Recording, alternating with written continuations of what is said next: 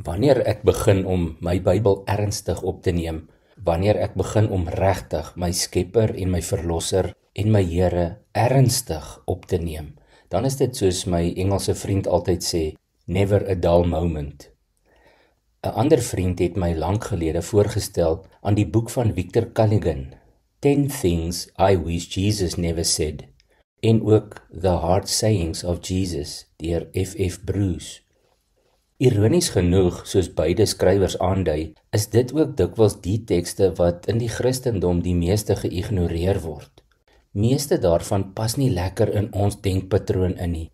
Dit is amper soos om 'n Apple toepassing op jou Android foon te probeer installeer.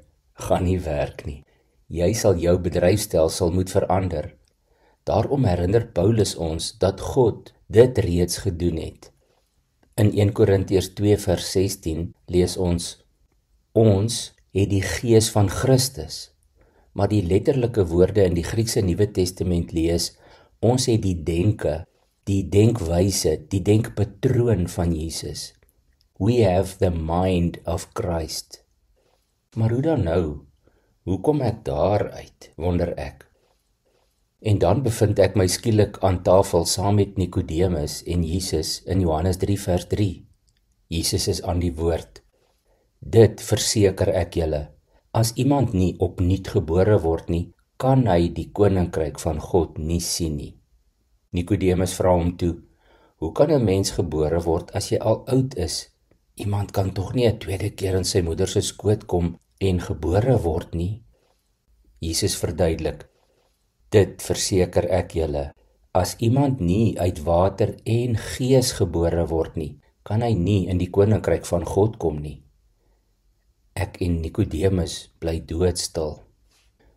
Maar hoe dan, wonder ek hardop. Jesus antwoord, sy oë vol liefde en deernis. Ek betaal die prys volledig, sê hy. Ek sal daardie deel afhandel. Dit is 100% my verantwoordelikheid en my voorreg. En my gees sal sorg vir die wedergeboorte. En my deel, vra ek. Ek wil jou hart hê, antwoord Jesus. Net my hart, vra ek. Jou hele hart, antwoord hy, en hy haal aan uit Esegiel 36. Ek sal vir jou 'n nuwe hart en 'n nuwe gees gee. Ek sal die kliphart uit jou liggaam uithaal en vir jou 'n hart van vleis gee. Ek sal my gees in jou gee en ek sal maak dat jy daarna volgens my voorskrifte leef en my bepalings gehoorsaam en nakom. Wat presies bedoel u, vra ek. Ek sal vir jou my denke gee, antwoord Jesus. My denkpatroon, my denkwyse, my hart. Ek gaan kyk in die spieël. Ek staar na myself en kan nie help nie om te wonder, het ek die denke van Jesus? Het ek sy denkwyse? Dink ek soos hy? En ek bid saggies, Here, vergewe my en help my om soos u te dink, presies soos u. Amen.